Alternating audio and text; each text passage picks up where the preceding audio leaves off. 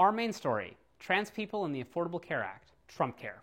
It's like Obamacare, only shittier?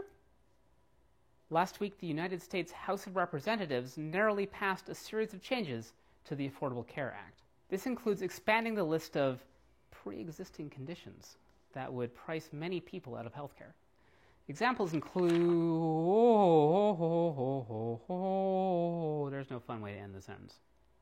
This only expands the list of permitted pre-existing conditions. It's up to the states to decide which ones they're going to accept. However, the list leans towards conditions associated with being a person with disabilities, person of color, LGBT person, person living in poverty, and of course that fringe electoral demographic known as women.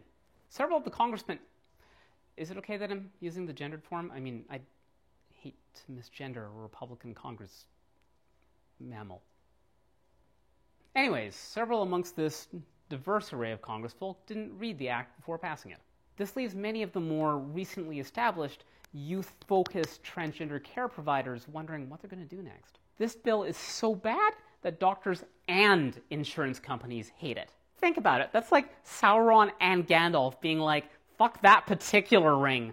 Don't touch it. Capping it off right after the bill was passed was Trump's weird comments about how the U.S. should move to a universal healthcare system, like Australia, or Canada, or the UK, France, Taiwan, South Korea, Saudi Arabia, Panama, Venezuela, Thailand, Oman, Costa Rica, Kyrgyzstan, Cuba, Mongolia, Chile, Argentina, Cape Verde, Botswana, Tunisia, or Yemen. Yep, there we are. So, what do? It still has to clear the Senate. So if you're in the United States, call your senator, or someone's senator, or if you're not sure who your senator is, just phone up some old crotchety white men and eventually you'll get one of them. If it somehow gets through that, Trump still could veto it. I mean, it's kind of his idea, but it's Trump. Not even he knows what he's going to do. But if he's out golfing at one of his many huge, beautiful golf courses, then what exactly gets implemented is still under a lot of the control of state legislatures. So be ready to take the next step of the battle there. So that's This Week in Trans, and I'm Amy from The Switch. We didn't have a nuclear war last week, so keep up the good work.